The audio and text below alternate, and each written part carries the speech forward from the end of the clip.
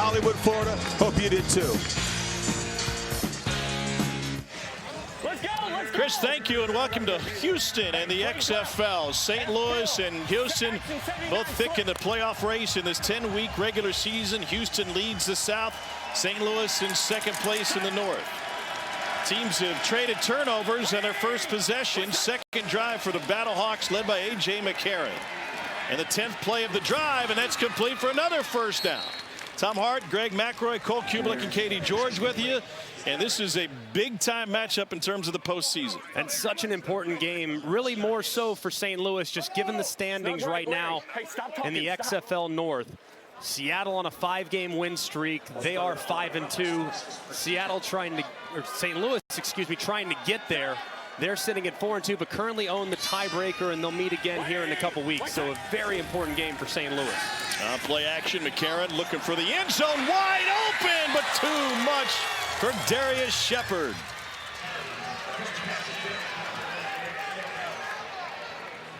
How'd he get so open? Man, just a little bit of play action. AJ moves to the right-hand side. No rusher, had plenty of room.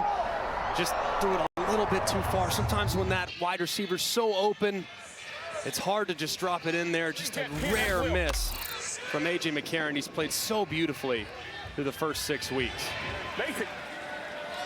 McCarron leading the league in completion percentage and touchdowns. Pressure coming, picked up by Durant, and another completion for a first down for McCarron. That one goes for 12 to Gary Jennings. McCarron's pass complete, number 12, Gary Jennings. McCarron's completed passes to 5 different receivers already, all on this drive. Kick cold, kick cold, kick cold. Kick cold, you got to assume a handoff to the left, but you hear him dig deep. I mean, these offensive linemen are gassed. Starting this drive inside their own 5. This is an exhausting drive for the offensive line. Pressure coming again into the end zone. Over the shoulder catch. And a St. Louis touchdown to Gary Jennings.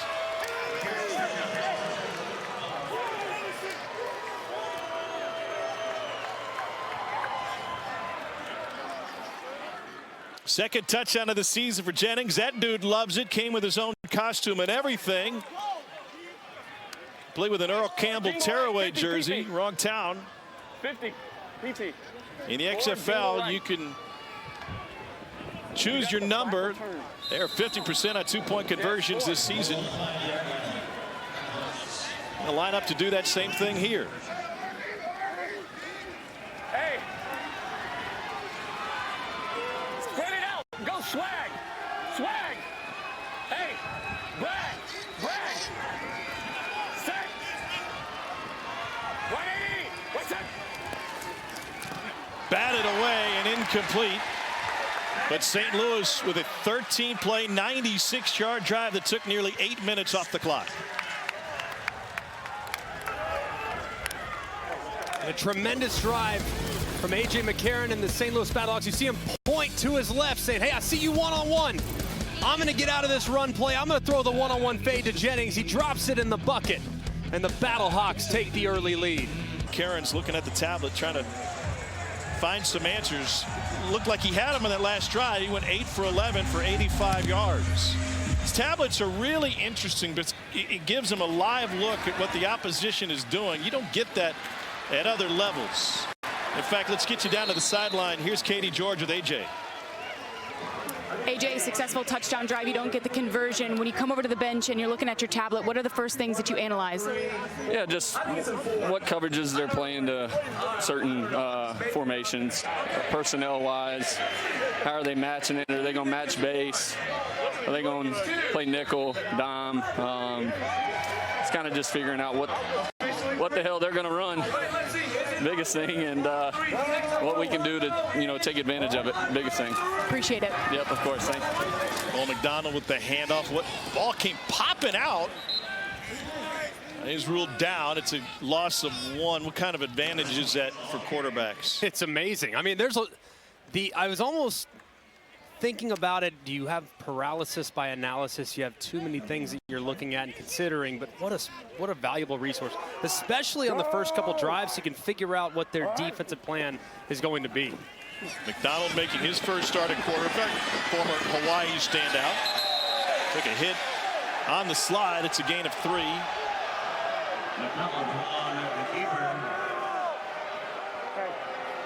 Spread right, purple. Akinmuladun may have gotten him late. Yeah, and you could see him slide down, but at that point, it looked like there was already engagement. So I think it's a good no call by the official, and you heard him call purple. That means they're just going to take a picture. No play. Get up there, pretend to snap it. Now you can get a sense of what they're going to be in defensively. Safety came up late, a little wobbler, but it's complete for a first down all the way to midfield for Cedric Bird. Both Bird and McDonald played their college ball at Hawaii.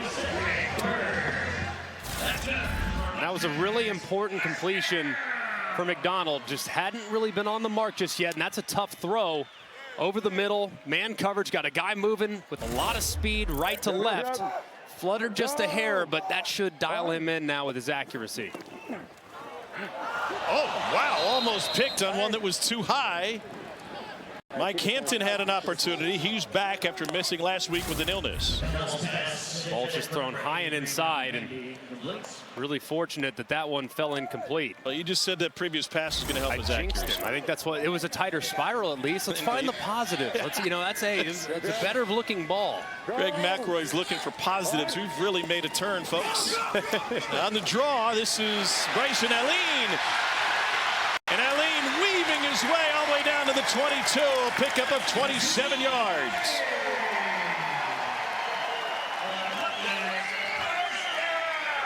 Really nicely done here at the line of scrimmage. Just an excellent job there by the center, Alex Millette, getting up to the second level, and Allen cutting it back off the draw. Of course, so much of what Houston does offensively is through the air, the run and shoot offense, so those draws will wear you out if you're not playing for him. Here's Bird again. Both McDonald and Bird at Hawaii at the same time. Cole McDonald, 7th round pick of the Titans after finishing 4th in school history with over 8,000 passing yards. One of the great quarterbacks Hawaii has had. Get your breath, get your breath.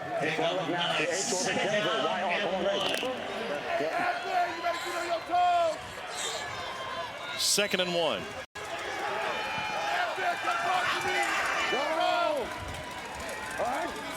Max Borghi now in a running back. And he gets forward enough to pick it up. Willie Harvey got him by an ankle. Team leader in tackles, Harvey out of Iowa State.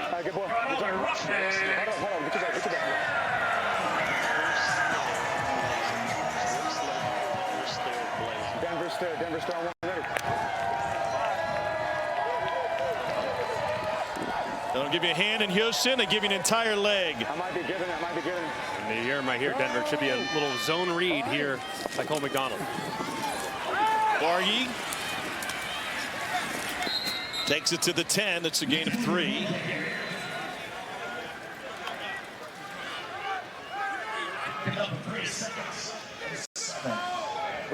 Breathe. Cole, these linemen are breathing heavy. All the quarterbacks are having to tell the O-lineman, man, just take a deep breath. What's going on down there with the O-line? Well, you got the humidity is kicked in, and the wind's just picking up, so that might help a little bit, but the humidity has been thick down here on the field today. I love the quarterback trying to calm them down, though. That's the end of the first quarter after both teams coughed it up on their first possessions. St. Louis had a lengthy drive of 96 yards in nearly 8 minutes, and now Cole McDonald and Houston trying to answer. It's the Battlehawks and Roughnecks, a pair of 4-2 teams, 1 quarter deep on this XFL Sunday. Back to Houston in a moment. Is Roughnecks out to a 4-2 start this season, but a real test right now with St. Louis in town and a team that's been up and down and more down lately. Let's go, Brown, on 1 ready. Cole McDonald, first 5 games, only had 4 passing attempts. A great game with 3 touchdowns and 3 possessions last week against DC. McDonald lobs it in zone. Incomplete, but a flag. Hampton came over to help on the coverage as they're trying to get it to Smith. Either way, we'll put it at the in the end zone. Bobby plays at the 1 yard line. Either way, it's going to be at the 1. What number? 8. Jeff Heiser, our referee. Pass interference. Defense, number 8. Bobby placed at the spot of the foul. First down. Great job there by the official. As you can see, Mike Hampton, number 8, grabbing that jersey as the ball's starting to arrive. Good job of quickly executing that process and getting the ball to the 1. They'll ship Garrett Owens as H-back. Borgie turned around at the 1. You can hear Cole McDonald saying, "Get in." And he followed him too. You are supposed to do that, but I mean, don't. If you're going to push the pile, don't be the quarterback. You're too important. You're the starter, Cole. Stay away. If the ball's on the ground, okay, go for it, but don't get up there in the big uglies. That's a scary scene. Here's the 10th play of the drive for Houston.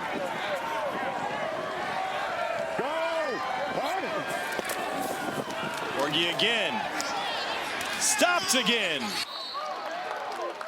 Third down coming up. This would be a play. I'd go quarterback power. You just get extra bodies. You get extra opportunity. Just handing it off there to Borgie. It's difficult for him with the full head of steam, with the numbers and the formation that you're in. I'd go quarterback run, and I'd go right behind Borgie, and I'd go right behind Garrett Owens, the tight end slash fullback slash do-it-all guy at the end of the line of scrimmage. McDonald will throw it. Touchdown, Houston. DeAndre Burnett.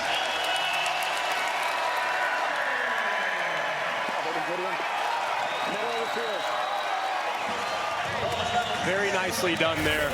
Looks a little bit like Kansas City Chiefs in the Super Bowl. They found that man-to-man motion. You get full speed motion and then work him right back outside. The defender can't recover in time, and it's an easy pitch and catch. Patrick Mahomes did it twice in the Super Bowl, and Cole McDonald does it right there for the first touchdown of the game for the Roughnecks. Houston chooses a 1-point after. They're 0 for 6 on the 1-pointers this year. For the lead early. Here's the option pitch, and it got behind his man, Dejon Lee. Scooped up by St. Louis, but taken down at the 20.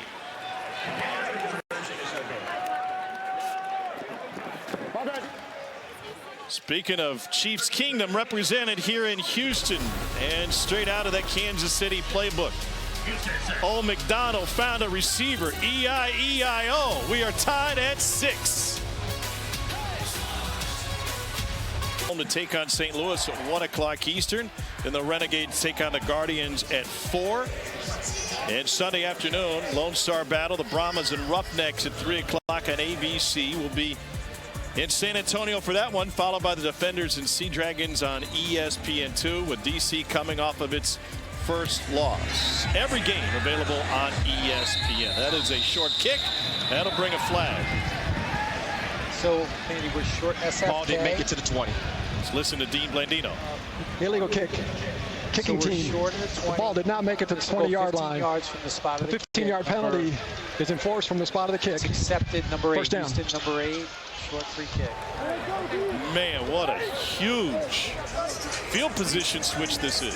Just massive. I mean, about a drive start on PN10. Not after a sudden change, but immediately taking the field at the plus 45. If I'm the offensive coordinator right here and I'm gifted something like that, and I'm Bruce Gradkowski, I'm calling a shot play right out of the gate. Hard play action, and throw it over the top. And from this condensed formation, that might very well be what you get. It's at least a 30-yard difference depending on the return. McCarron, the out route complete to Darius Shepard, who gets ripped down. Bump left extend. Left extend. 14 Rolly Z smoke. X hitch.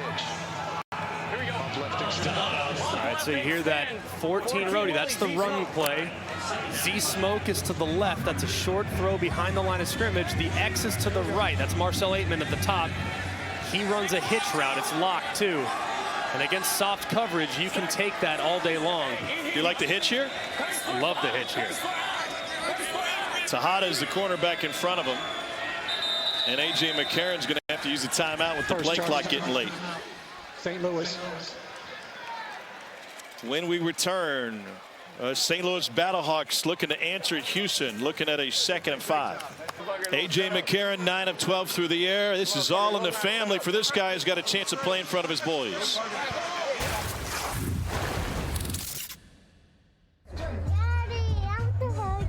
Okay. Dad, you better throw Go to Pop. You better throw good today. I'm gonna try.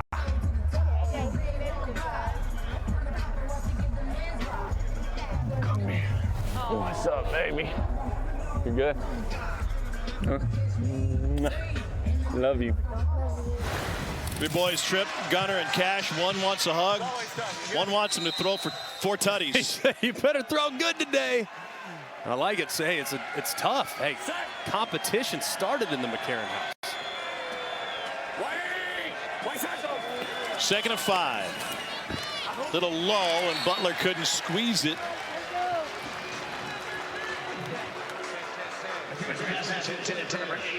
Move to Tripp's left, Fritos. Move to Tripp's left, Fritos. Come on, let's go. Give me your best guess on Fritos. Well, I know the move to Tripp's left. Yeah, I'll tell you that. I don't know about Fritos. I know they're going to start to the right and then move to the left and build a formation to the left-hand side. Fritos, it's in the chip family. I'm thinking something, you know, maybe like a quick screen to the right. It makes some sense. Play clock late. It's at 1. McCarron looking for that screen. There it is. It's Brian Hill. He's got a first down. Coming up next, Cool Ranch. It's a gain of 11. How about that? Say it's in the chip family. So Brian Hill gives you a little chip to the outside, fakes it, and throws the screen to the right-hand side. We guessed it right. I like that. It's good work by you. All right. I think Fritos is probably to the right. What do you think is to the left?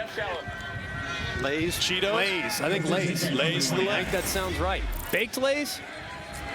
I think the counter would be anything with PB&J because Fritos goes best with PB&J. Or chili, you know, whatever you're Yeah, that's a good dip. Karen moving the platform, sidearm spot. This is Austin Prohl. He was a hero week 1 for St. Louis. Started 2-0 on the road before going back to the Dome. This will be their final road game of the season. Nice protection up front, too. It's been pretty good so far. See, A.J. just has to move a little bit to his left after his left guard, Steven Gonzalez, gets beat to the outside, but there's plenty of space. And so far, when you look at what Houston's been defensively, they've been kind of soft, haven't really allowed a whole lot over the top. Here they are a little soft again as the Battlehawks enter the red zone. Roughnecks lead the league in sacks, haven't really been able to get to McCarron. Stephen Mitchell takes it for 4 on a first down. 10-10-10. Gradkowski's still there, we promise. You can hear him. Tight text. Let's go just Trips left, tight text. 50 smash. Wide slip. Trips left tight text, 50 smash, wide slip. You know, Gradkowski likes high percentage looks. When he was at Toledo as a quarterback, first quarterback Division I to complete 70% of his passes in consecutive seasons. You got a chance to hit the smash right now.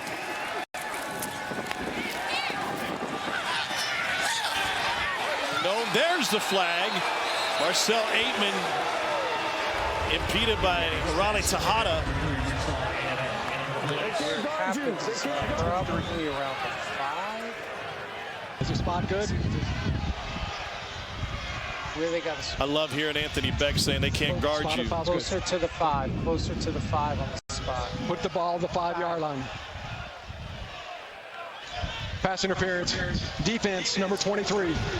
Bobby placed at the spot of the foul. Automatic. First down. And a good penalty there, too. I mean, that's going to be a touchdown. You got one-on-one coverage. You get beat to the outside. Grab the jersey. At least you live to play another down. But either way, and that's a matchup, as you can hear, Anthony Becht and the entire Battlehawks sideline recognizing that Aitman's going to be a problem for Houston all day long. 200.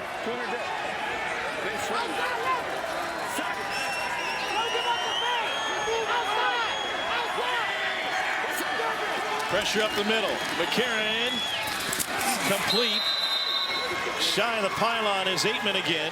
Guarded by Tejada one more time.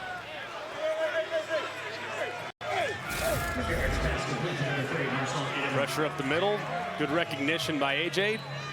Finding a one-on-one and getting a good completion. Right, X short. 200 jet. X shield wide now. Sell it. Second and goal from the 1, and Dean Blandino's taking a look at this. Is under further review. Got an incomplete pass, Jeff. Ball hit the ground. When he went out of bounds, he lost the ball going to the ground.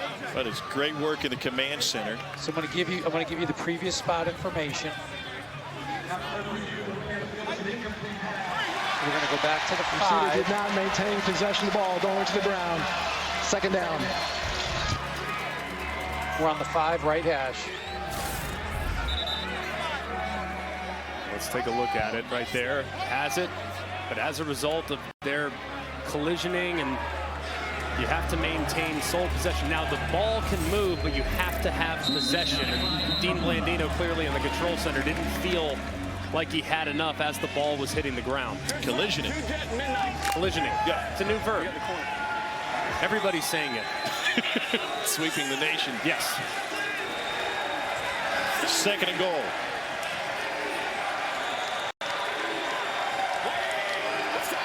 A lot of collisioning up front. Corner blitz and out to the outside, incomplete. Trying to go back to Aitman again. Who missed 3 weeks of the hamstring injury. Sean Davis had the coverage that time. Third and goal.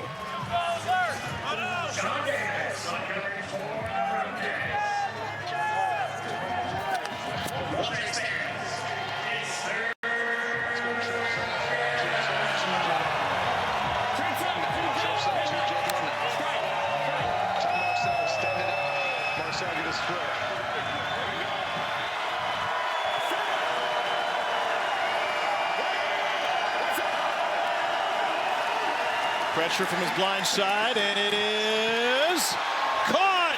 It's Hakeem Butler and a touchdown for St. Louis.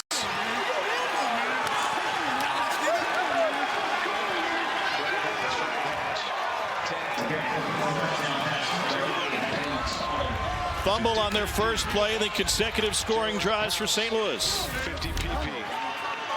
What an unbelievable catch from Hakeem Butler. Look at him go up and over the top. The defender's in perfect position. But the 6'6" Butler, who's just such a weapon in this part of the field, is able to reel it in. Yeah! Yeah! All right, here we go. We got it. Touchdown. Where do you want the ball? Well, he got calm in a hurry, didn't he? First year as a head coach. Limited coaching experience for Anthony, who was a teammate of ours at ESPN for years. On-time NFL tight end.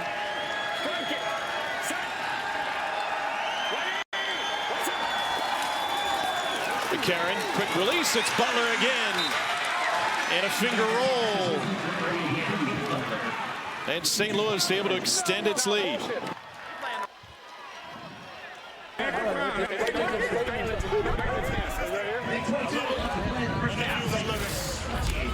AJ wanting roughing the passer. He does get hit a little bit high. I thought I could see what he sees. That crown of the helmet kind of close to that head or neck area. Either way, great job understanding he didn't have enough guys to protect. He drifts just away from it long enough to buy a little bit of time.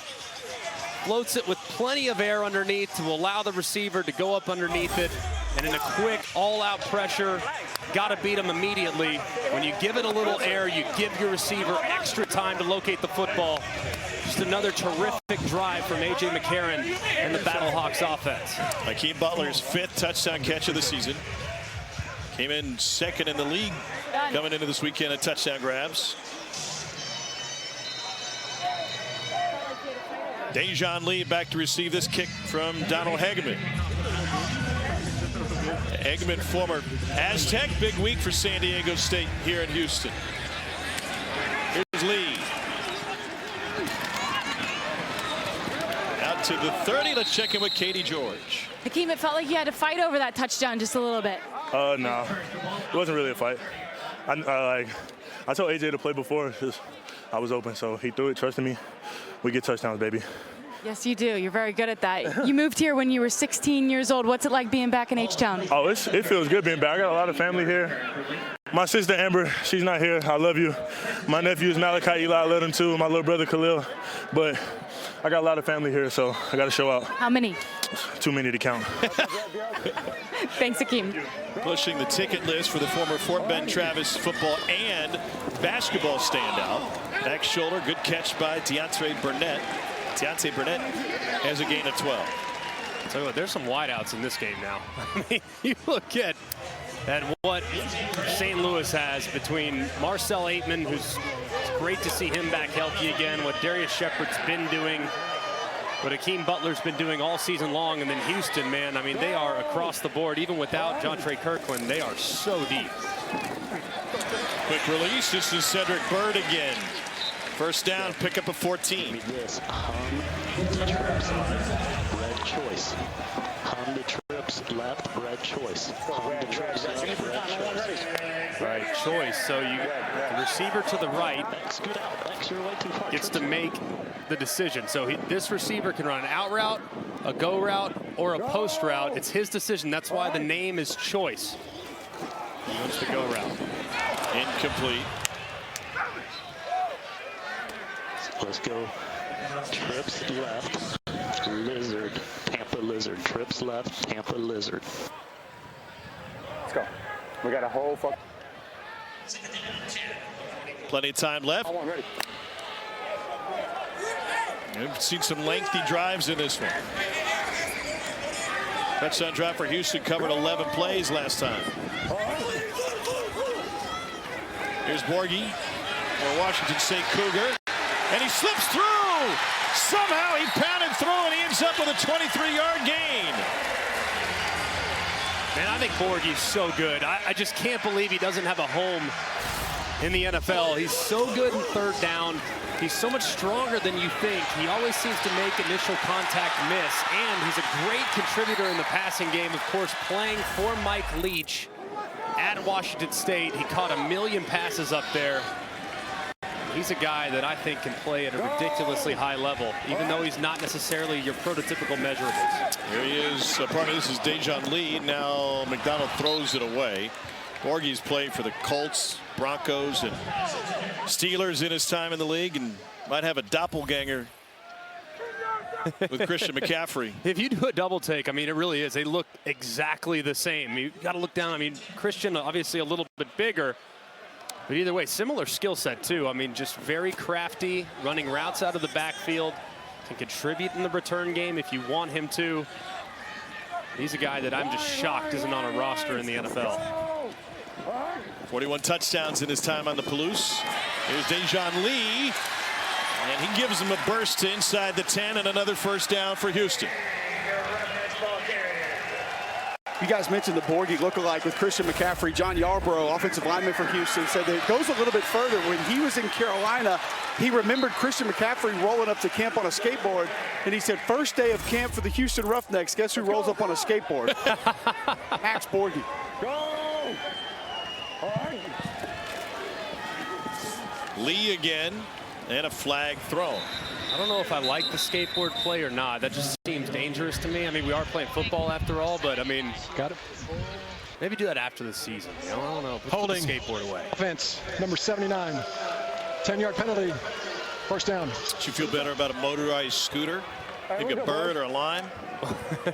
I would make sure that all my players had knee pads, elbow pads, wrist protectors, 2 helmets, and maybe a Kevlar vest. And then you can take your motor scooter, your skateboard, whatever you want, you can take it out. But you will be covered in head to toe. Sometimes you just got to channel that inner Steve Caballero. I know Cole would be going Evel Knievel around town if he were given the opportunity. You got to reel him in sometimes, Tom. Put a team in the Snake Canyon next year. Complete to the outside. Pickup of 6. That's Justin Smith out of Norfolk State. Okay, go turbo, turbo, turbo. Turbo. AJ Smith channeling his Cliff Kingsbury, going shades. Detroit dog. All right, let's go. Trips right, Detroit. Detroit should be a draw here. Fake the pass maybe to the right and then hand it off up inside to Aline. Aline out of Delaware State. Lee, who had it last time, is out of Delaware. A couple of first staters, and there's a pickup of one. Nate Maters from UCLA with the stop. Give me trips right, red, ZTD. H, get right to the goal line. Trips right, red, TD. And while you got that post, really try to work the middle. Scoot in just a little bit, Deontay. Work his inside.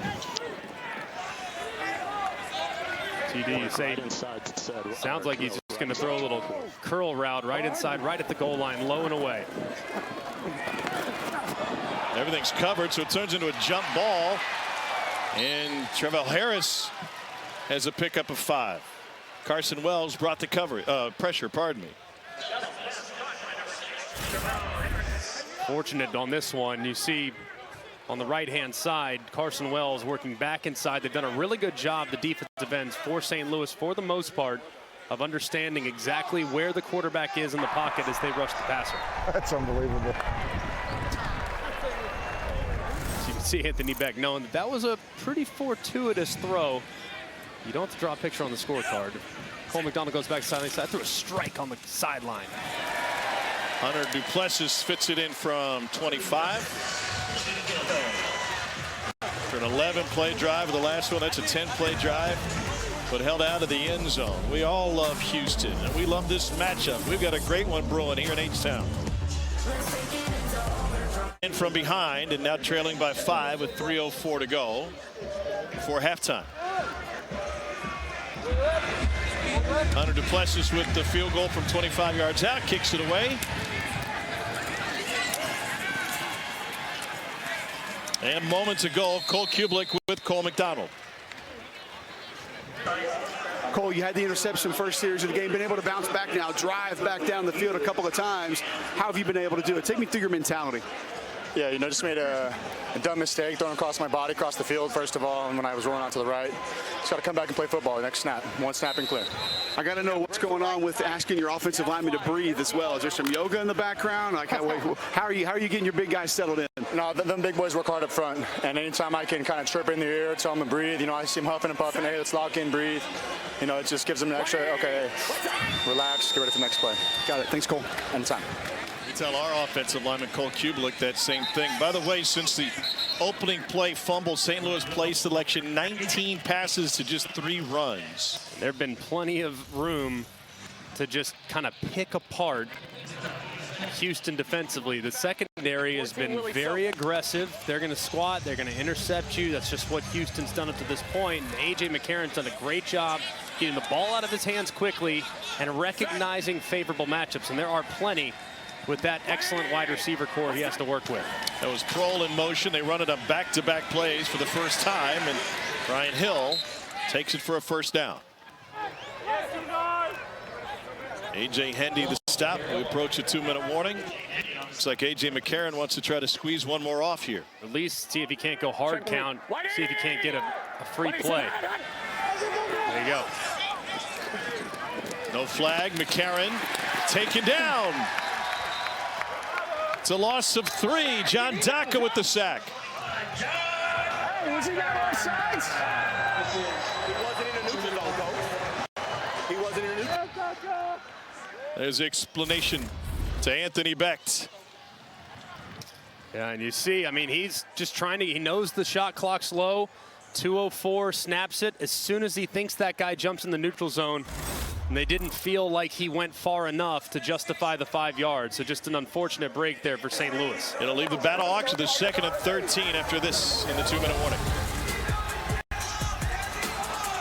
So we've got old and new, borrowed and blue, and a couple of guys wedded to the game but getting here via different paths. This is Anthony Becht's first ever experience as a head coach. He's 4-2. Wade Phillips has 9 years in the league, 31 years as an assistant, been to a Super Bowl. He's also 4-2. Pretty amazing to think that Wade Phillips has been around for as long as he has, seen so much football. And I, as a Dallas Cowboy fan growing up, I could have sworn he was a Cowboys coach for longer than 4 years. Just wild, man. Just an amazing career. He's a Houston institution. Meanwhile, Becht had a year playing for the Rams in St. Louis. McCarron tripped up. He's sacked for the second time today. And that will leave third and long for St. Louis with 1:46 left. A great job here by Harris. Has been a little bit quiet so far today. He gets engaged in a one-on-one, gets off of him and drops McCarron. And right here, a little surprised that Houston wouldn't want to burn one of their timeouts, save a little extra time, knowing that St. Louis is obviously way behind the sticks.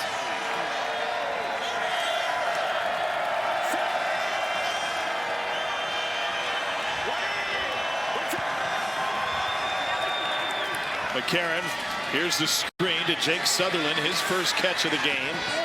And he rumbles forward with 107 and counting. 15-yard pickup. Fourth and a couple.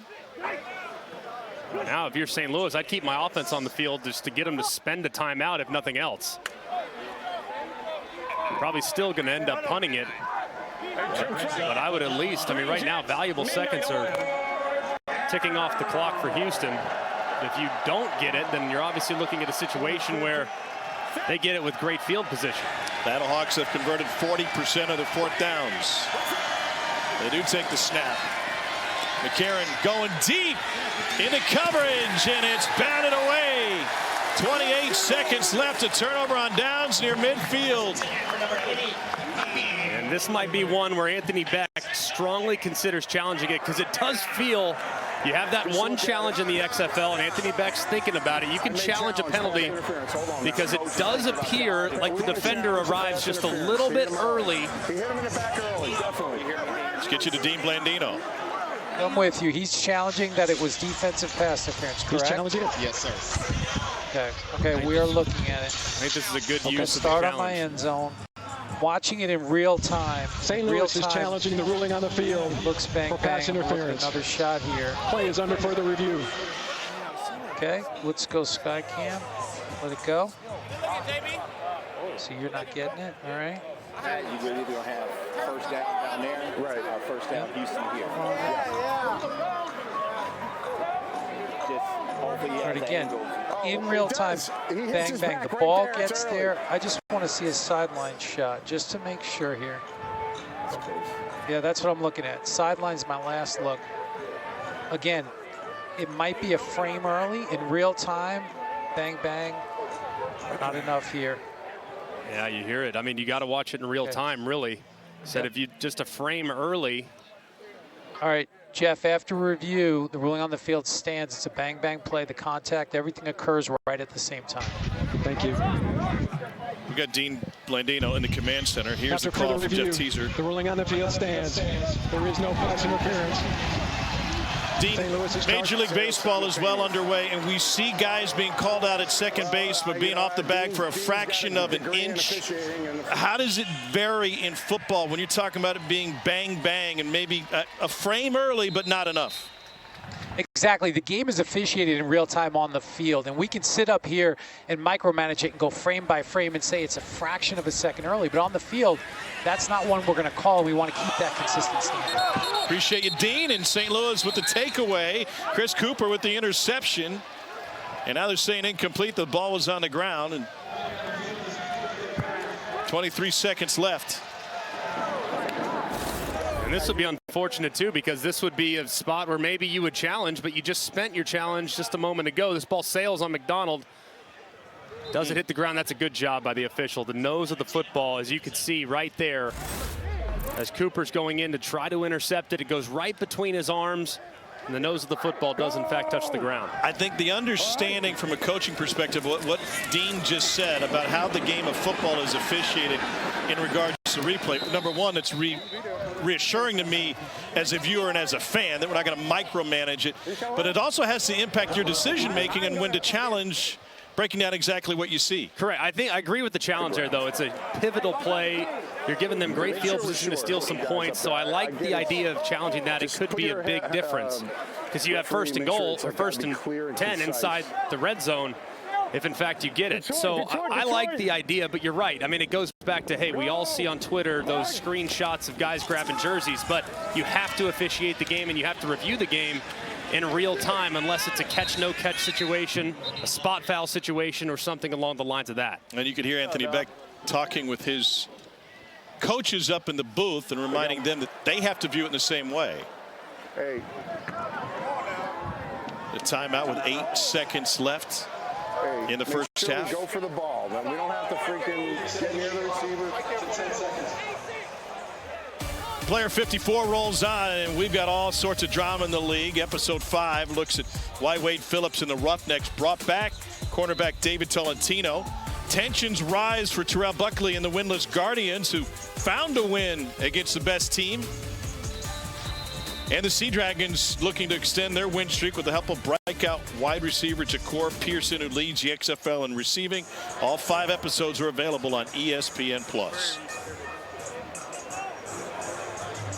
Let's listen in to Anthony Beck talking about the officiating. Well, you know what? Dean's got a degree in officiating, and unfortunately we don't. So what do you want me to do? I didn't know they had sheepskin for officials. Well, if they do, Dean has a master's and a doctorate. Offense number 79. False start. Offense number 79. 5-yard penalty. 4th down. Not running.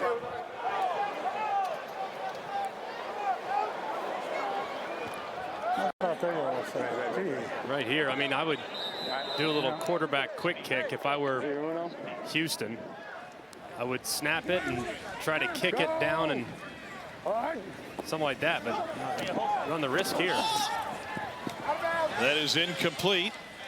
And now 6 seconds left, and they turn it over on downs. And they turn it over. I mean, very little time to potentially get in position to kick a field goal. You got to throw a quick ball, gain 5 or 6 yards, and then you're looking at a possibility of a 58-yard field goal. Now it's muggy, it's humid, but likelihood of hitting that's pretty slim. Let's throw this out there. Yes. Legal double forward pass in the XFL. There's some trickeration you could work in for a Hail Mary that would look a little bit different. That's accurate, but I do think the Hail Mary off a double pass, probably not what you're looking at. Something quick. And then see if you can't get down immediately, call timeout, and then see if you can't nail a long field goal. But you got to tell your receivers immediately get down. McCarron's been sacked twice in this game. Down. Butler, did he get down in time? Yes, should have. Should be 1 second left on the clock. But if you're Houston, you run into the locker room immediately. That's what you do. That's the other play. Texans. Zone, or we can't make a kick from here, right? We can try. Donald Hegman may be able to make it from here. Has a long of 44. Yeah. Can you get this? All right, let's get it. Let's try it. Go ahead, Don. Here we go. And if I'm Houston, I'm putting a return man back at the back of the end zone. So you can see right here, quick throw. If your receiver goes down immediately, you're not even sweating it at all, but just because he takes a couple extra steps, it makes it a little closer. As you can see now, in the back of the end zone for Houston's William Likely. So I like that play from Houston, the possibility to set up a return if this thing comes up a little bit short. It's be a 59-yard attempt. Hegman had a game winner against Seattle week 2 from 44. See the ribbons. It is a swirling breeze here in Houston. It's going to be short. Oh, it's good. Wow, it just snuck over. How about the carry on that one?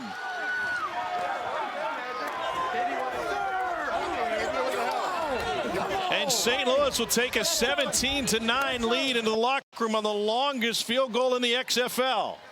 And that was a gift from Houston, just a gift. I mean, really mismanaged their offensive series at the end of the half, which gave St. Louis an opportunity to steal a couple yards, drop down, immediately down, and then kick a 50-plus. That was not ideal if you're a Roughnecks fan. Let's go! Anthony Beck with some energy. Here he is with Katie George. Coach Beck, paid off. You asked Donnie if he could make it from there. What'd you think of it? Well, first, every second counts, right? So if they're going to give us 6, we're going to take it. It's a great job by Donnie. We're thinking about maybe throwing it into the end zone. I looked at Donnie and said, can you do it? He shook his head, yeah. I want to give him a chance. It was a rough start to the season for him, but we got faith in Donnie, man. He made a big kick the last couple weeks. That's a hell of a job right there, man. I'm proud of him. Gives us some nice momentum coming out of the locker room. Definitely a momentum play. What did you think of the execution there in the first half? Not bad offensively. I mean, we don't want to fumble in the first play of the game, but we bounced back. We scored. I think our defense is playing hard. I mean, at the end of the day, we're moving the ball offensively. We got to continue to do that and put more points on the board. They're going to come out with a vengeance in the next quarter. We got to be prepared for that, weather the storm, and finish this game. Thanks, Coach Beck. Thanks, Katie. Donald Hagman works with his dad in the family carpet and flooring business when he's not kicking field goals. It wasn't that long ago he was doing that in Montezuma Mesa for the San Diego State Aztecs. And if you haven't heard, it's been a big weekend in Houston for that San Diego State family. What went through your mind when you saw Butler hit that shot? Oh, man, he got stuck in the corner, and I think everybody was kind of like, uh-oh. And then he made a good power move to his left, pulled up, and everything just went silent. And I was like, oh, my God. And once it went down, it was crazy. It was like if I hit a game-winning field goal, it was the same type of feeling. It was unbelievable. Well, good luck today, and good luck to the Aztecs Monday. Yeah, thank you. San Diego State under Brian Dutcher playing for a national championship here in Houston against the Huskies of UConn tomorrow night.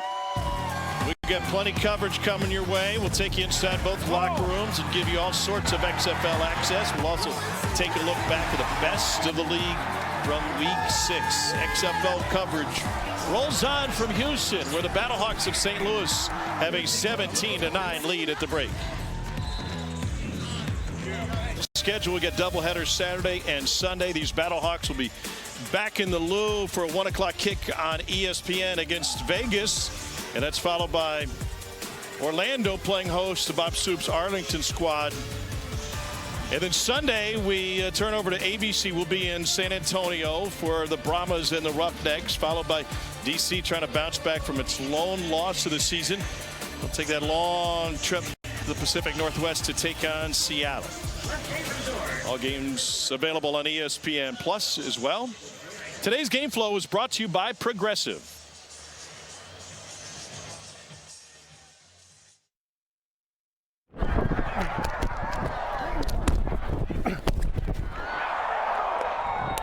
They picked that?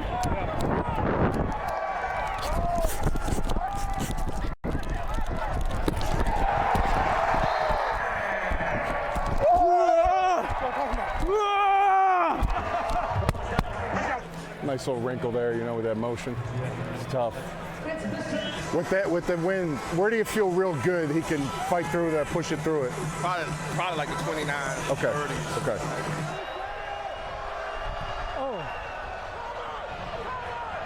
Oh, he made it. Let's go! I think it's good. Woo! Way to work that magic. Katie wants to get you walking. I'll do an interview. What the hell? Magic indeed. Both teams turned it over on downs in the last minute of the first half, and a 58-yard walk-off field goal to end the half. A little bit of everything here so far today. It's been a great, a couple mistakes, right? That really poor clock management from Houston at the end of half, which gifted St. Louis the opportunity to kick that field goal. But when you look at what St. Louis has done offensively, with the exception of the fumble, they have been completely dialed in. I think A.J. McCarron's had a terrific first half, very accurate, allowing those playmakers to go up and take advantage of one-on-one matchups. And then conversely, on the other side, Cole McDonald hasn't really gotten into much of a rhythm throwing it. He's done okay, but he's made a couple of bad decisions and has made a couple of inaccurate throws. But the run game for Houston's been decent up to this point. Now they just got to balance it out with the passing attack. Cole Kulik, where are you? I'm right here with Jonte Lee. The kick coverage team is about 15, 20 yards away from you. How does that change your mindset? It's just like an inside run. Got to see the hole and hit it. There you go. Try to see the hole and hit it. Dejon Lee. Delaware Blue Hen standing at his own goal line. Hagman with some hang time. Oh, Lee took it off a hop. First hole cleared, and then he gets taken down And out to the 33-yard line, a little slow to get up. Carson Wells, the special teams stop. It was wild. It's almost as if because he dropped it, it slowed him down just a touch, which allowed the red sea to part right in the middle of that kick return unit. It's a pretty good gain there off the bad hop. So back to work for Cole McDonald. 50% completion percentage in the first half, and Max Borghi picks up 6 yards. Let's look at today's progressive first half stats. As you can see, Battlehawks doing a great job through the air, not as much from the run game, which has been really good for them the last couple weeks. You would think that run game would start to balance out. And then on the other side, the Roughnecks, 87 rushing yards for a run and shoot style of attack. To have that many rushing yards relative to your passing yards goes to show you they got to get that passing game going. There it is, complete to Cedric Byrd. Good for a first down.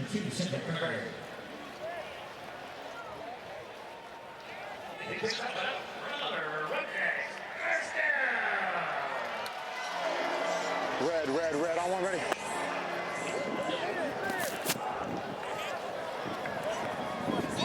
Yep. Got a good look for quarterback draw if you want it. Oh, into coverage. Really, Harvey was all over the intended receiver. And it results in an injury, it seems, for Ben Putman. And right here, they have that mesh concept underneath. He's expecting, as you see the receiver to the left, he sits it down. That's exactly what McDonald was expecting as well. Instead, Putnam decided to keep going and ran himself into a big collision. So in this run and shoot offense, you have to be able to, wide receiver, to recognize man versus zone. That time it was a zone defense from St. Louis. He's got to sit that down.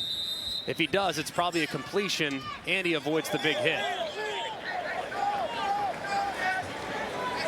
Money.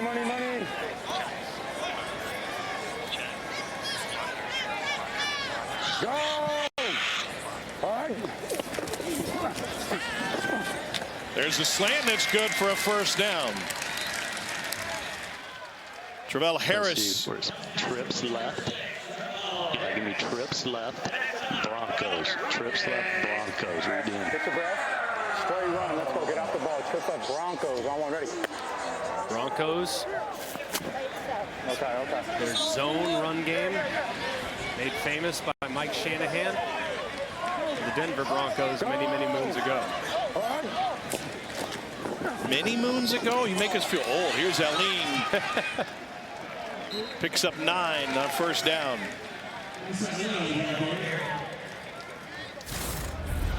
A nice job play side at the point of attack, and Aline, all the backs for Houston, undersized but have great acceleration through the hole. Aline getting a chance to break a big one there. Second and short, this would be a spot where I'd strongly consider taking a shot downfield, come back and get it on third and short. Hey, Bucks, they're going to hand it off. You hear the check right there. All right. Out for a screen. And Cedric Byrd swallowed up, and he loses yardage. Maters and Lavert Hill were there.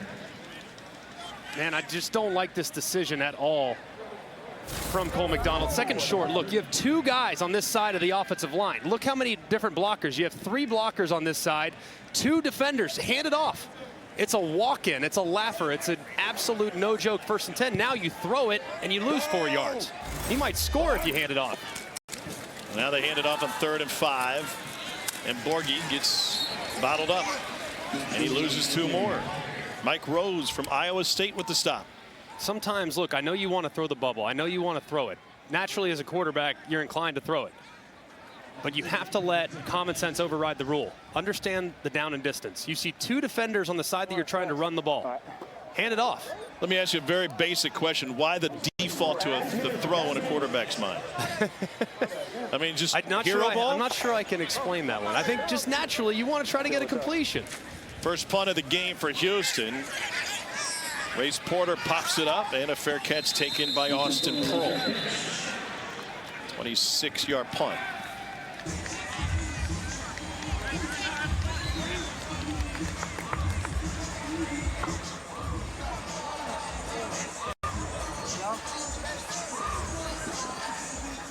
So A.J. McCarron. We going? Ready when you're at. With Stetson Bennett, the only quarterback Stay in the pistol now. to win a pair of consecutive BCS national championships. Part of 3 national titles during his time at Alabama. In the NFL with the Bengals predominantly, but also the Bills, Raiders, Texans, and Falcons. And he's had a tremendous season for St. Louis. Out to Hakeem Butler. And a gain of 4 on first down. Why was the X right for A.J. McCarron? I think he just hasn't had a chance to play in a long time. He's always been a great player. He just, when you're a backup, you get such limited reps in the NFL. And look, yeah, you get some time in the preseason, but it's just not that many reps, and then you kind of go away. So you play 4 games a year. This is a great opportunity for him to kind of knock some of that rust off and put some good tape out there after having not really played in a featured role in almost a decade. 21 was his last time in the NFL. Brian Hill with the carry. 10, 10, 10, 10, 10, 10. Trips right, 3 jet Miami.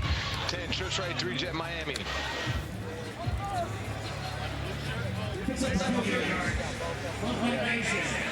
Karen 16 of 23 through the air. 2 touchdowns, and he's been sacked twice. Legs up.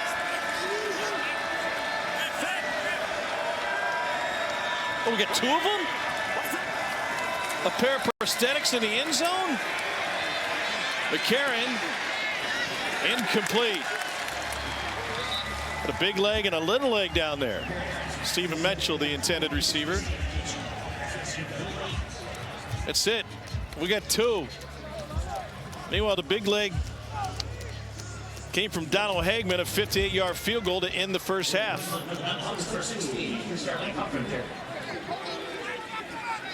Roughnecks will have 2 returners out here. William Likely and Travell Harris.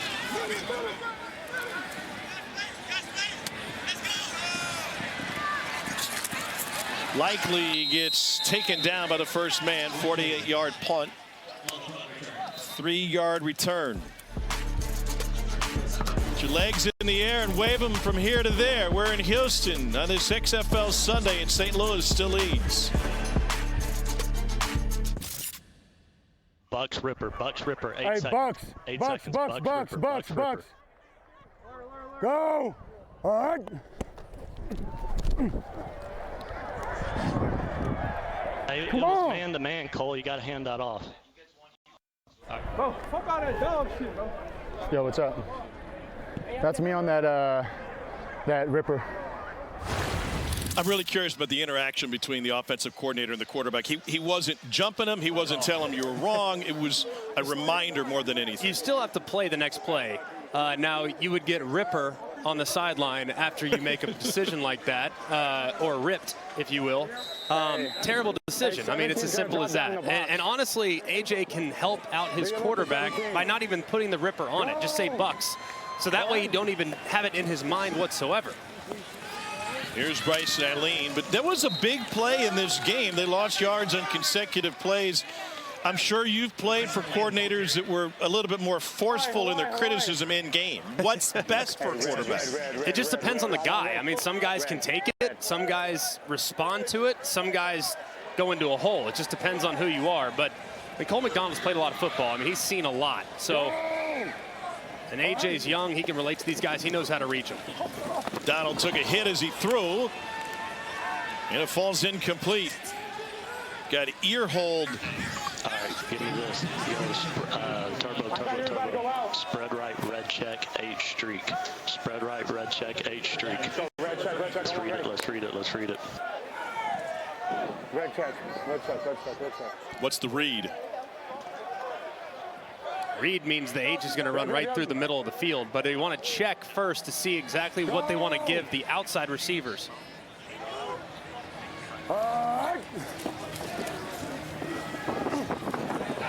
Donald on the run. And he escapes in tight ropes up the sideline. It's a gain of 11 yards for Cole McDonald. Cole Kubelik, what do you got? I talked to A.J. Smith, the offensive coordinator for the Roughnecks, before the game, and he told me that the confidence that comes with Cole McDonald has been there all along. The system at Hawaii was a little bit different than what he's going to run here, but he thought this could have been the plan the entire season. They thought that there was a way that he would work himself into being the starter. It might not take an injury. That's the kind of confidence that this team has had in him from the get-go. Brandon Silvers had started the previous 6. He's out with a tricep injury. A little wide, may have gotten tipped. He wasn't happy with Deontay Burnett and his route, apparently. Yeah, Cole McDonald and Burnett not on the same page. McDonald visibly upset right there, thinking that his wide receiver, and let's take a look at it. To his right, the receiver, actually look at him. He comes back inside as opposed to coming right back down his stem. That's hard on the quarterback. When you see him set up where he's coming, you expect him to come right back down where he started from towards the line of scrimmage. He came inside, and that's why the ball fluttered outside. All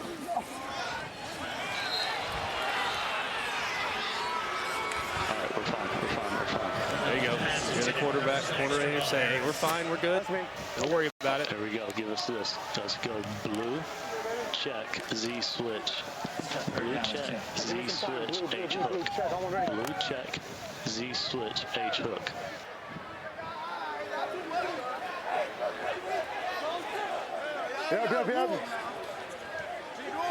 Go!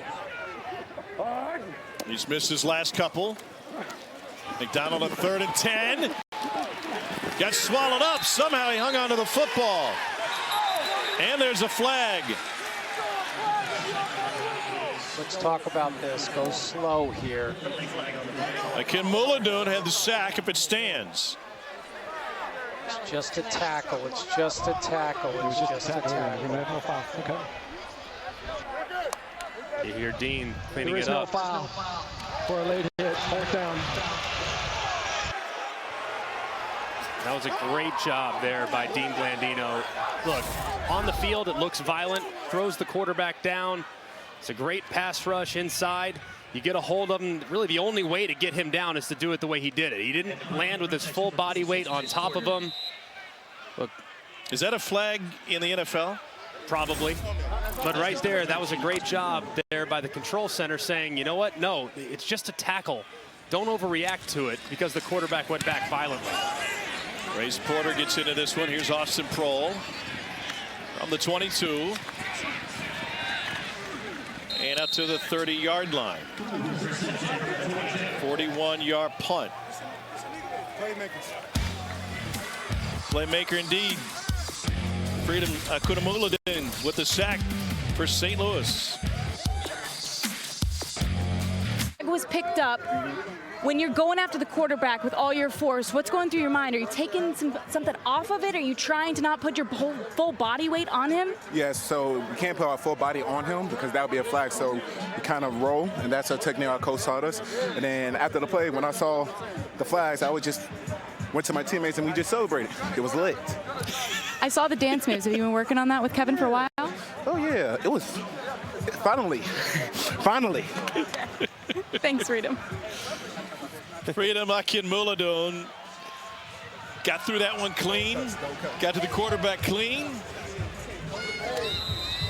300-pounder from Nebraska. 50.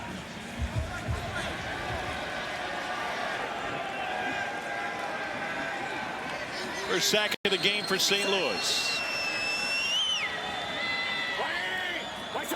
A.J. McCarron back to work. And he leaves the pocket. Got a little stiff arm, but got taken down by it. An 8-yard gain. Jordan Mosley to stop. Empty left, you all right? Take a knee, AJ. Take a knee on the field. Take a knee on the field. Yeah, he went down awkwardly, didn't he? And he'll take the knee on the field to get them an injury timeout. Get loose. Nick Tiano's the backup quarterback. Man, it's so scary when you're engaged with the defender and he kind of lands awkwardly, as you can see on his right shoulder. He gets up. Just all that body weight on the right side of his body. He's going to the tent real quick. He's going to go in the tent real quick. Hopefully he's okay. He's played a whale of a game. He's really, really played well all season long. So hoping that everything's okay. But the way he's moving around, it makes you a little optimistic, that's for sure. So the injury tent risen for McCarron. Nick Tiano. Trips left 19 Springer. Time to read the end. We'll get the play relayed to him.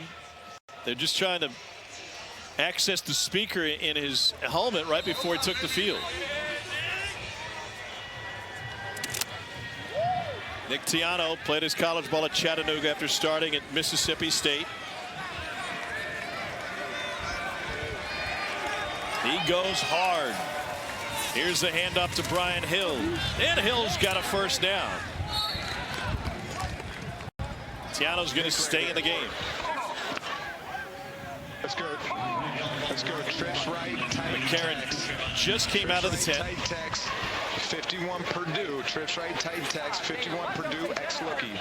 Trips right. Tight text. AJ not happy because they took a speaker out of his helmet, it seems, and put it in Tiano's. It's going to be a moment before the equipment staff can get his helmet ready to go. This should be a quick, easy throw for Tiano right here. Whoa! Took a lick and got rid of it for a gain of 5.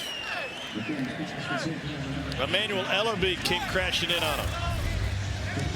Good job getting it out quickly. You got a backup quarterback in the game. Thinking, hey, let's welcome him to the party by bringing a little extra heat. Wade Phillips has seen this before, and of course his defensive coordinator Brian Stewart. They know when a backup quarterback's in the game, you're going to ramp up that aggressiveness on the defensive side. Equipment manager's taking center stage here in Houston the last couple of days. Running back and forth from the locker room in the Final Four to find the right pair of shoes, and now AJ McCarron's got the speaker set and his helmet, and back on the field. And he re-enters to a third down. Here we go. And we got trips left. Fritos on. Uh-oh, what's Fritos? Chip play. You know this one. Chip screen to the right. The back will work out to the right and then drift right outside. Pretend like he's blocking, but this looks like man coverage. Could be tough. Yep, I'll dump it off to him. Made the first man miss and then dragged down. Only got 2 yards. 4th down to midfield. And they'll bring the punt team on.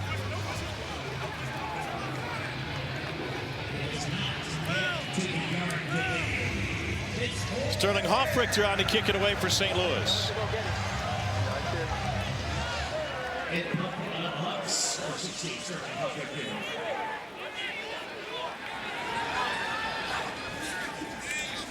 William Likely set to return, will ask for a fair catch in traffic. Cole Kublik with Wade Phillips. Coach Phillips, you've coached a lot of defense in your day. I'm just interested, when you see a backup quarterback come into the game, how did that change your mentality or your plan? Well, he was only there for a couple of plays. We knew they were going to run the ball, so we played it good. Thank you, Coach. And now McCarron seemingly ready to go the rest of the way, but they still got some work to do. How are your soldering skills? Not great, to be honest with you. One high, one high, one high. Go! Well, McDonald just 11 of 23. Easy, easy, easy. Hey, yeah, we're good, we're good, we're good, we're good. Yeah, win, win, win. Go! All right. Finds Eileen. What was the win-win-win? Not really sure on that one. I mean, with a little check down over the ball. Let's go. Not necessarily trying to win on that route. It's kind of an outlet. You hear Broncos here. This should be a handoff to the left-hand side. Full zone. All right.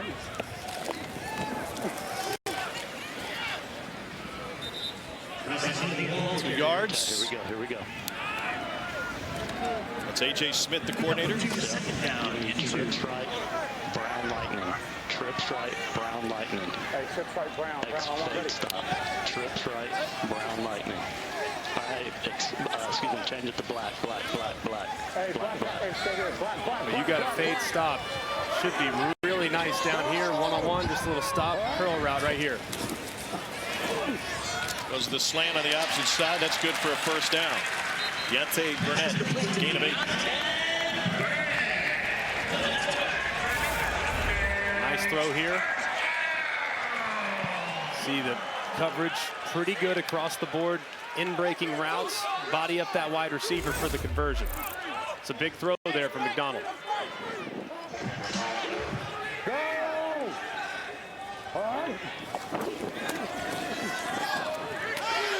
Set up for a big hit, but somehow Bird avoided it.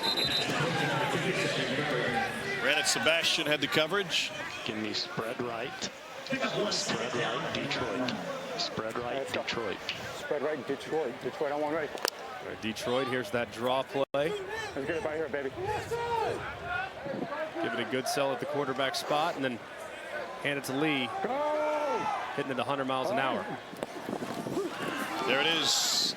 And Lee ran right into a wall. Here we go. Here we go, 3rd and 9. Go spread right, purple, spread right, purple, spread right, purple, spread right. Taking a picture? Purple, take a picture, no play. If they jump off sides, then everyone take off. Let him get to the snap, and then listen to AJ, see what he ends up calling. There's 16 on the play clock, plenty of time. Okay, let's go red check, H streak. Red. Check, H streak, Z delay, 8 seconds. Go! All right. So purple's got to come early enough in the play clock to get set up, to sell it, to take the picture, and then put a play call in. Correct. You wouldn't want to go to the line of scrimmage under 10 with purple as your call, because you have to get there very, very quickly. Now, everyone's got radios. They can happen a little quicker than in college or something else, but either way, the offensive line right now just not playing very well up the middle. Yeah! Yes! Let's go, the kill! Didn't see a punt in the first half from either team, and they're trading him here in the 3rd quarter. There's Austin Prohl. Somebody lost their hat over the sideline. 36-yard punt, 8-yard return. Prohl taken down by Aline. Laying a lick on special teams. Cole McDonald, 1 touchdown, 1 pick. A.J. McCarron, former Alabama star, has thrown a couple of touchdowns. And we head to the 4th quarter with St. Louis leading the South Division leaders, 17-9. Team in the league to anyone not named DC. They're 4-2. Aiming for the postseason. This is week 7 of a 10-week campaign. 5th round pick of the Bengals after winning a pair of national champions as the starting quarterback at Alabama for Nick Saban.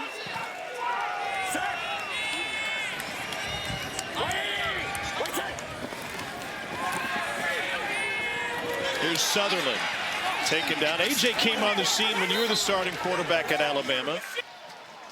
What was the quarterback room like back then? Oh, it was great. I mean, it's all your backup quarterback is so important. I mean, I don't think people necessarily realize that, because he's the only one that lives the rep like you do. He understands how to see it the way you see it.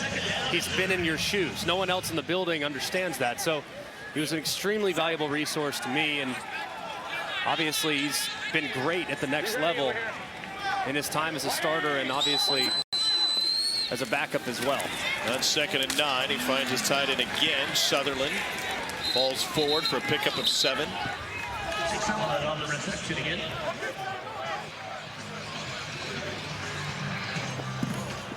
You know the McCarron family well, and had a chance to run into his dad pregame. Yeah, I got to see Tony and the kids and Catherine and Dee Dee. It was great to see him, and told him just how proud I was of AJ. It's just great to see him playing again, and obviously playing at a high level.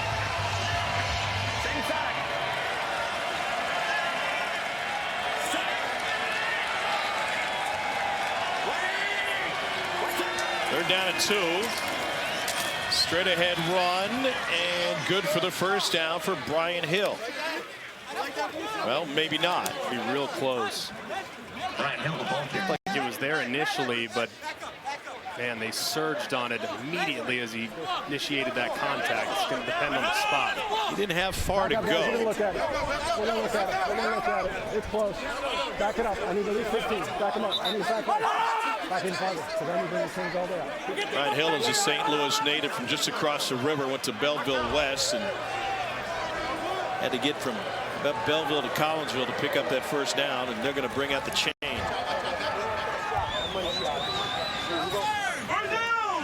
I'd like to make a suggestion, by the way. Just short. So many great rules changes in this league. Here's to the suggestion box of Dwayne Johnson and to Danny Garcia. Let's get away from the physical chain. Let's Come go on, GPS. No, Let's work school. You gotta have a little nostalgia. What do you want to do? Get rid of umpires now too in baseball? I mean, come on, give me a little nostalgia. But watch the fake. Watch the fake right here. If you're Houston, I mean, this is really close. I would watch that ball. I would not jump off sides, because if I'm St. Louis, I'm going hard count. All right, here you go. And now they'll check back.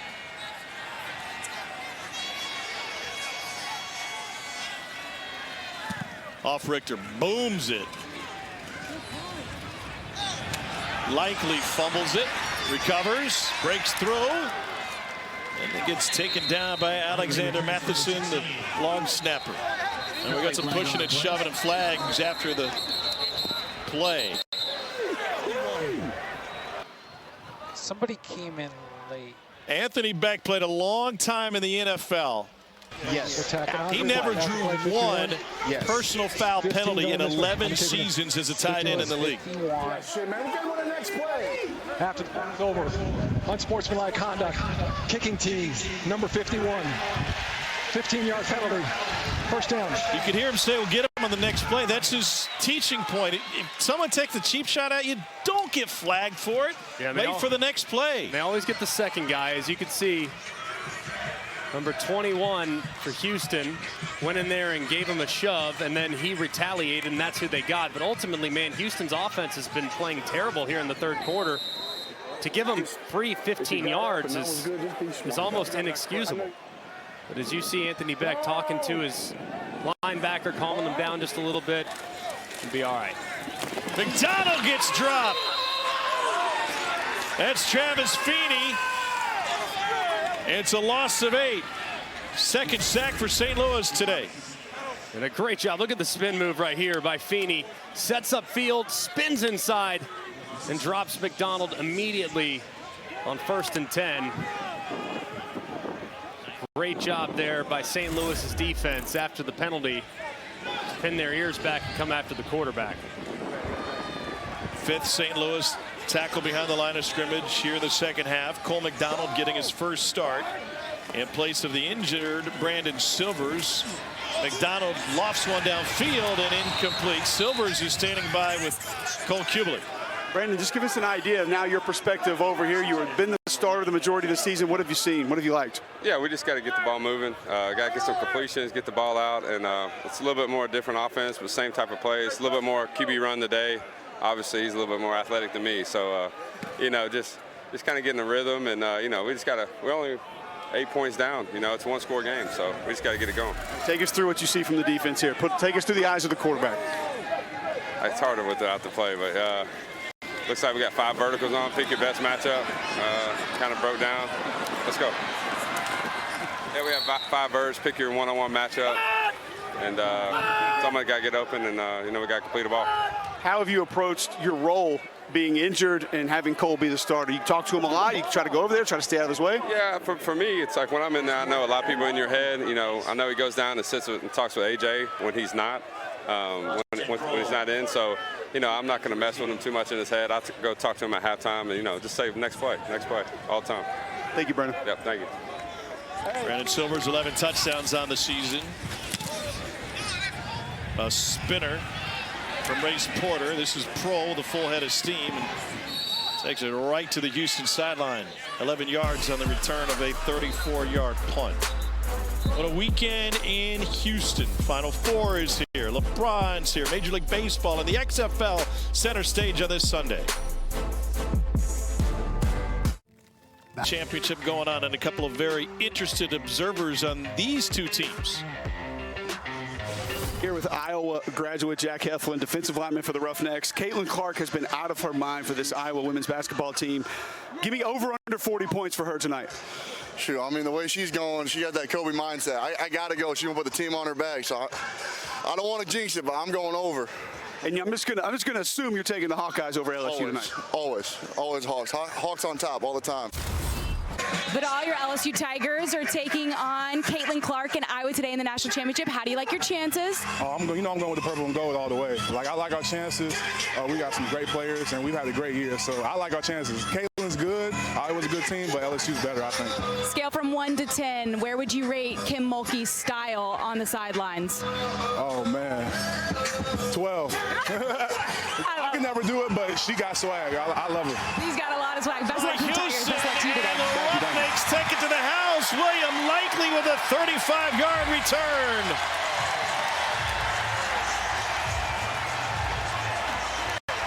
And just like that, the Roughnecks are a 2-point conversion away from the tie. They could go for 3 in the lead if they want.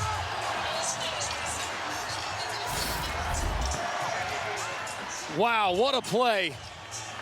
Gets ripped initially inside. Ball bounces right into the awaiting arms of William Likely, and a team that could not manufacture any points in the last couple of quarters finds some here from their defense. What an unbelievable play there from the Roughnecks up front. It's the second time Brian Hill has fumbled in this game. They're going to go for 2 in the tie.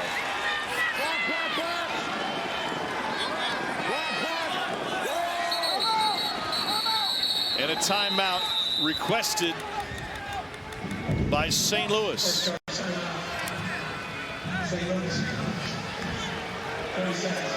How about the emotions of a head coach? Anthony Bex, in his first year as the head man, and his emotions have run the gamut today.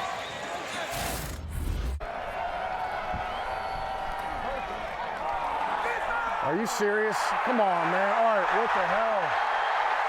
What is going on?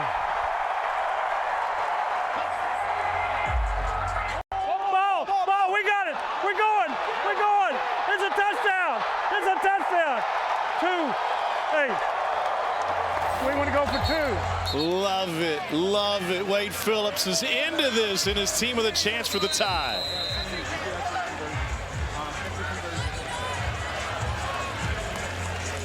Sun broke through the clouds at the right time for this Roughnecks team.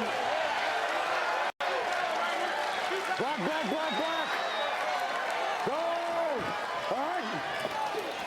McDonald for the tie. Pressured. Flips it. And it'll go out of bounds.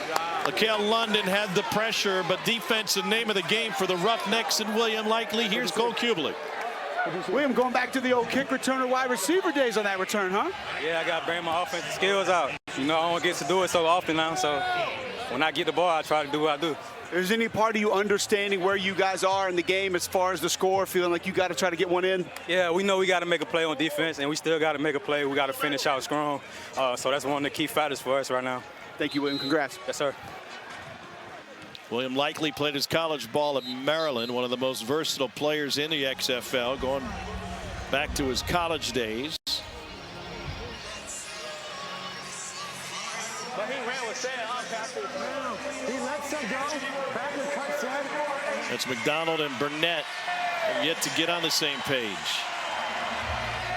Darius Shepard back to receive this one. Interesting here. Do they go back with Brian Hill, or do they go with one of the other backs now? Putting it on the deck twice. It's a tough one to recover from. Shepard looking for the edge.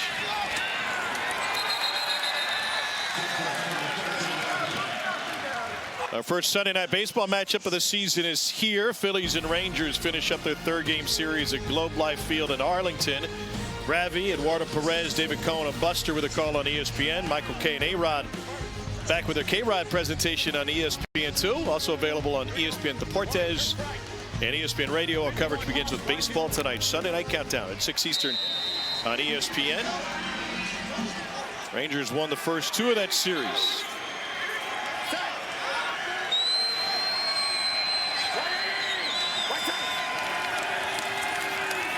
McCarron pressured. He was injured last time, and it's taken down gently by Jack Heflin. Brian Stewart, the defensive coordinator. Just a great job. Look at the ET. See that defensive end? He runs down inside, and the defensive tackle, you're going to see right here, he sets him up. Defensive tackle comes in to clean it up. Just an excellent job of executing. Look at how quickly they get that pick. A.J. McCarron falls for it, falls right into it, and they drop him for a sack. Very well designed along the defensive front. Hill is on the field. Another opportunity here. And now 3rd and long, and the Houston fans can feel the momentum shifted.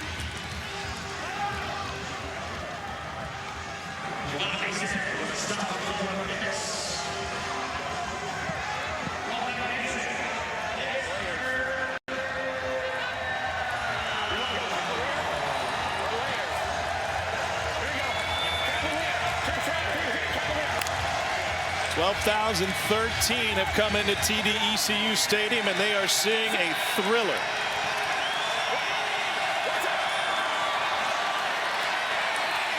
McCarron dumps it off to Hill. Hill's got space, and he's got a first down for St. Louis.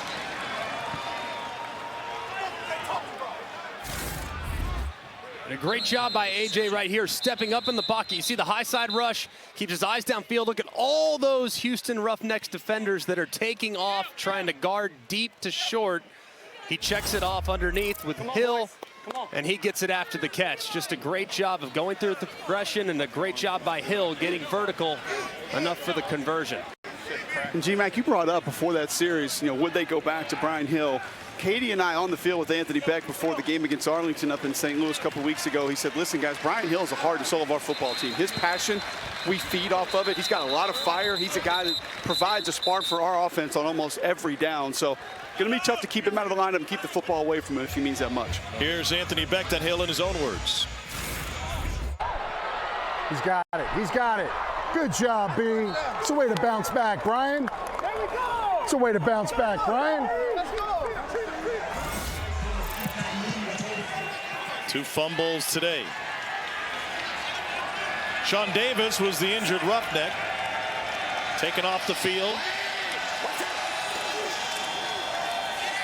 Hill again. Hill again!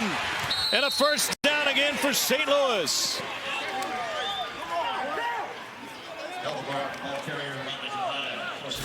And a really nice job play side too by Vidal Alexander, the right guard. Look at him get to the second level, get a piece of the linebacker Ellaby, which gives Hill just enough room to get to the perimeter and turn it into a big play. It's been a great response so far from St. Louis offensively. Mateo Durant replaces Hill at running back, former Duke Blue Devil. Record-setting running back in Durham picks up 6. Mateo Durant, the ball carrier. So Jake Brewer. And another injured player, this on the St. Louis side.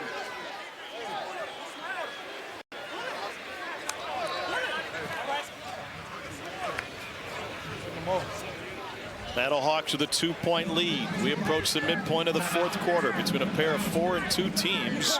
Back in Houston in a moment.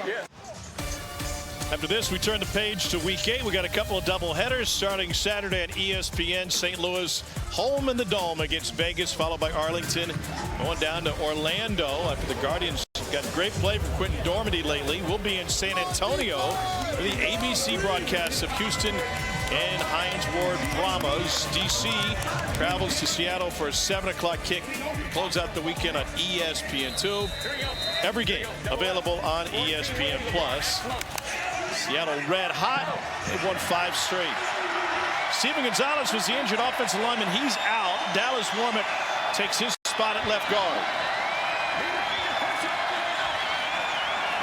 And it's getting loud. He's saying, watch the guy over the slot receiver. He's probably blitzing. Here he comes. Good thought by McCarron. Mateo Durant has no game.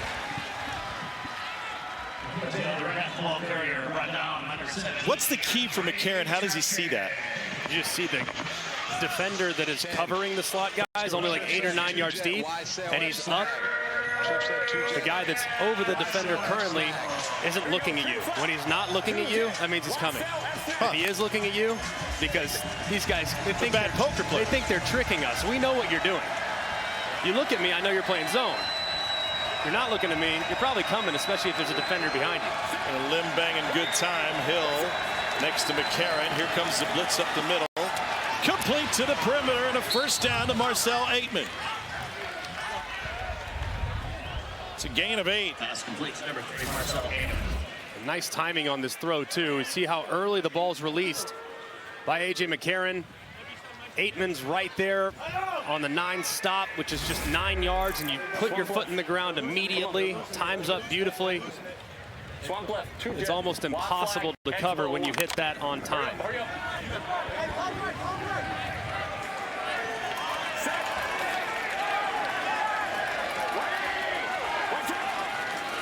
Karen looking for Butler.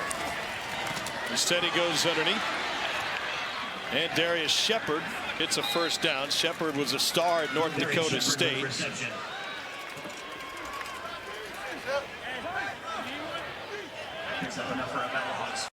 14 games over 2 seasons in the NFL.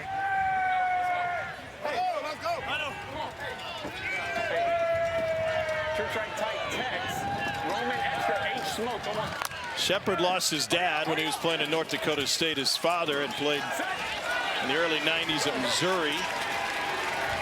It was an emotional time for him, and then he realized his dream of making it to pro football, but he's been all over the place since. This is Stephen Mitchell on the catch. You look at Darius Shepard's transaction page on Pro Football Reference, and it might take a while for you to get through it. This guy has been everywhere. Signed, wave, signed, wave, signed, wave. Packers, Chiefs, Cardinals, Vikings. Practice squad appearances. The Broncos picked him up, and last time he wore the NFL gear was October of 22 when the Broncos released him. And he's exactly what the league is for. A guy that's just right there trying to make that extra push, and he's done a great job so far. Had a huge game last week. They go to the tight end Sutherland and gets flipped at the 10. Gains 3 the hard way. Pass complete to Jake Sutherland.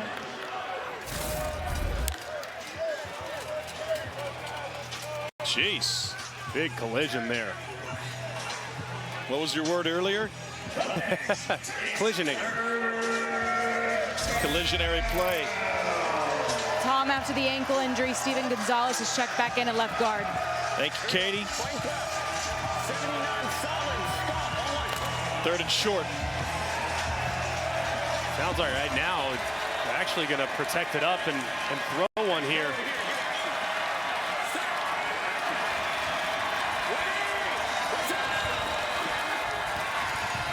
Going to the end zone.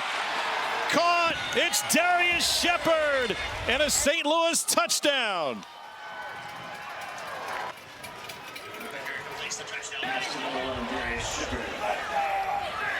Fourth touchdown of the season for Shepard. He had 2 last week in the win in Las Vegas.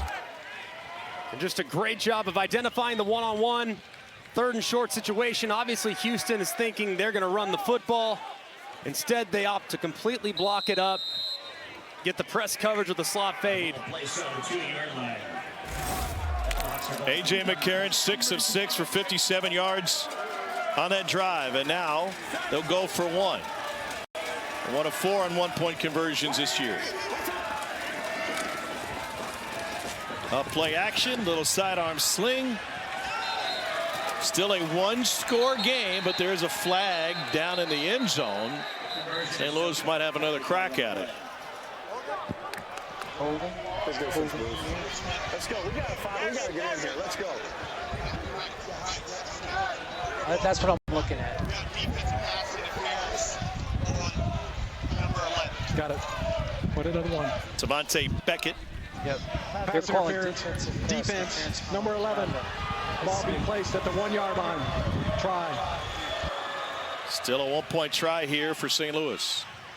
Still a little surprised that they wouldn't go for 2. With the odds of getting the 1 and the odds of getting the 2 essentially the same, you could make it a 2-score game by converting on a 2-point conversion, making it a 10-point ball game. But the 1 still makes it a 1-score game, assuming Houston can go down and get the 3-point conversion. You can't change your selection after a penalty. So that decision made before the flag. Here's Hill, and he dances in. St. Louis with a 9-point lead. Another flag afterwards. And a personal foul penalty coming, maybe a couple of them. Right here, 52. Look at this shot. Here, look at 52 offense or defense? 52 defense. Let's see it in the kickoff, okay? Houston, 52. Unsportsmanlike conduct. Number 52. Defense. That 15-yard penalty be assessed on the ensuing kickoff. That's how you fucking respond, bro. Hill was in, play was dead, left side of the screen. Sutherland in a scrap, and the takedown by Ellerby, and the shove is what draws the flag. Kind of hurt on the sideline. Just terrific response from St. Louis, especially you think about getting way behind the sticks on the first 2 offensive snaps of that series. You go backwards, and then you pick it up on the check down to Brian Hill. Next thing you know, you're off to the races. So just a great job there by St. Louis, getting down the field and punching it in for 6. And how about the redemption for Brian Hill after the fumble led to the scoop and score? Anthony Beck kept him on the field, converted a big 3rd down, and then was able to punch in the point after. The kickoff will come from the 45 following the penalty. And he'll need a holder with the wind swirling. How about this? It's not a fellow player. It's the red hat who will do the holding.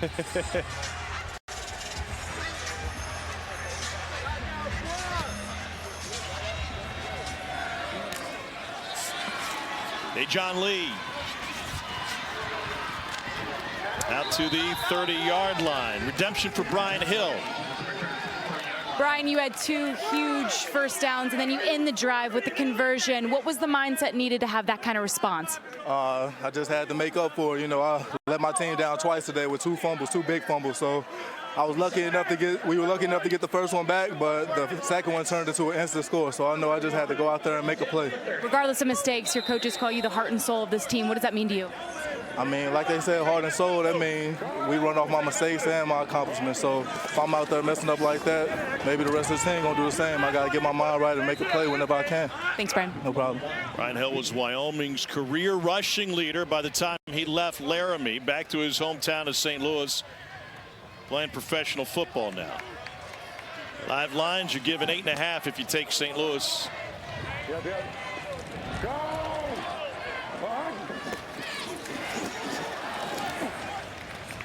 McDonald slings it out to Cedric Bird. Just a reminder, it's just a 1-possession game here in the XFL, so don't need to be in a crazy hurry. Bucks, we're going to run it here on first down. This would be a run play. I did not hear Bucks Ripper. Ripper would be the quick throw, but I like Bucks here. Here's Max Borghi. Wow. Max Borghi's able to pick up the first down thanks to Darian Parker. Cole, what have you thought of the Roughnecks offensive line today?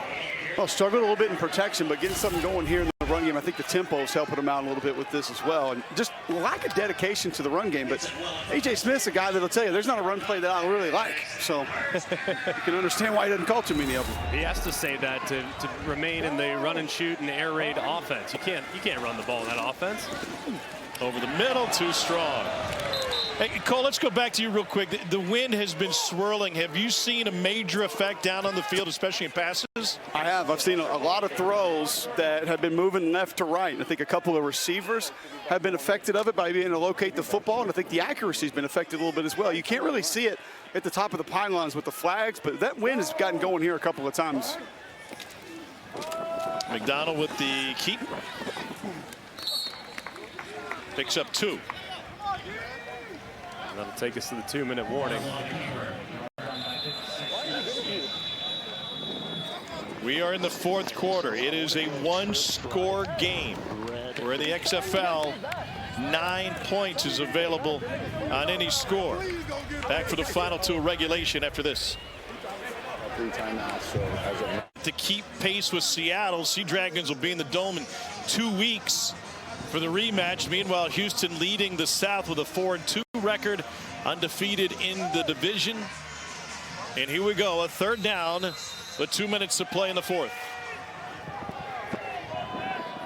Cole McDonald's first start at quarterback. 4-man rush. McDonald wide and incomplete. Deontay Burnett, the intended receiver. They just haven't been on the same page all day. No, they haven't. There were 2 receivers in the same spot, which makes you think maybe there was a little bit of a bust between the 2. One needed to stay out. Both ultimately ended up inside. They'll go for it on 4th down.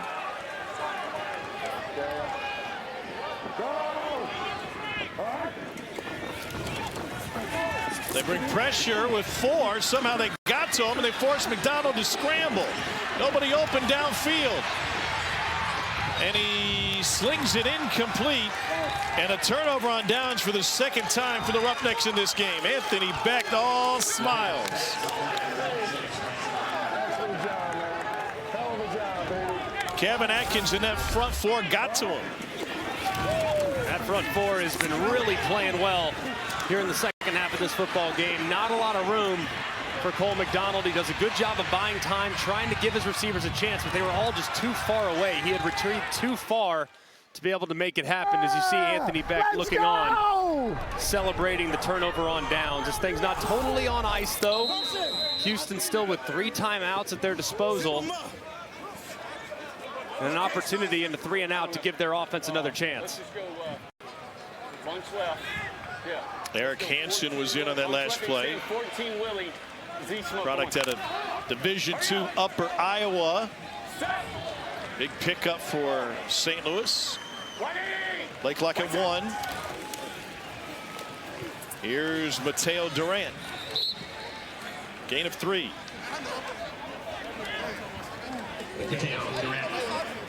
Houston has all 3 timeouts left. Why not stop it? And then finally they do. I don't know if Wade thought he had called it already. 30 seconds. Here's the Week 8 XFL schedule. Twin Bills on Saturday and Sunday. St. Louis plays host to Vegas, 1 o'clock Eastern on ESPN. It continues with Arlington in Orlando at 4 o'clock, also ESPN. Sunday afternoon, the Alamodome is the site for the ABC broadcast. Hines Ward San Antonio squad hosts this Houston team. And we close the weekend with DC at Seattle, 7 o'clock Eastern on ESPN2. DC beats Seattle opening weekend. That's going to be a heck of a game next Sunday night. Obviously so much on the line with potential home field in the north up for grabs.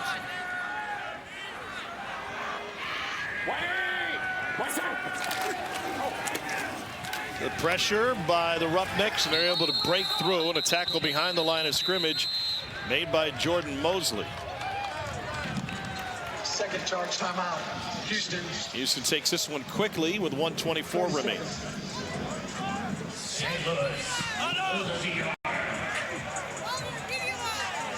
This would be a situation where you could technically give the quarterback freedom to throw it here. Same thing, tell him flip Darius and big man and just call smoke outside of Darius. They want to press the point, throw it to him and let him see if he can get it. LeBron, he says. LeBron. Yeah, there you go. So a high percentage completion here. He wants to throw a quick screen.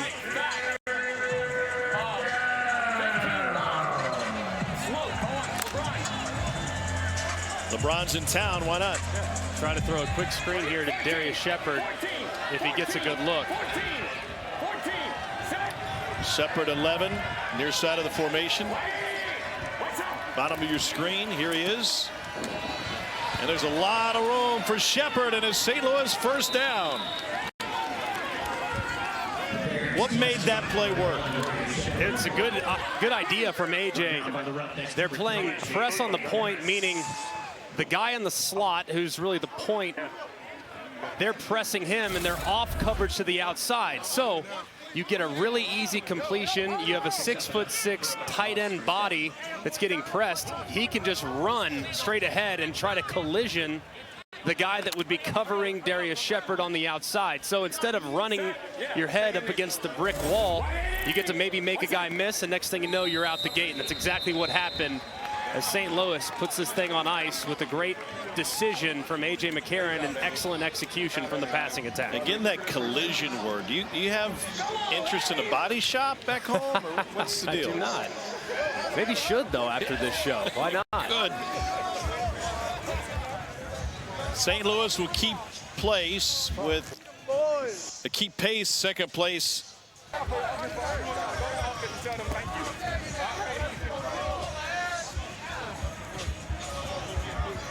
And the Battlehawks will move to 5-0 against the rest of the league not named DC.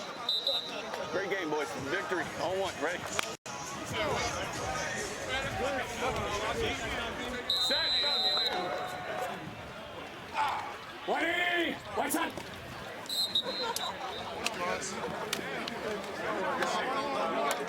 Okay, takes it.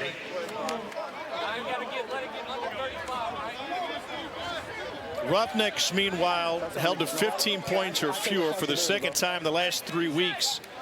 This offense was unstoppable through the first month of the season. They averaged over 30 points a game. They've come back to earth big time these last few weeks, and we've talked a lot about the division race in the north, but the one in the south might be every bit as intriguing.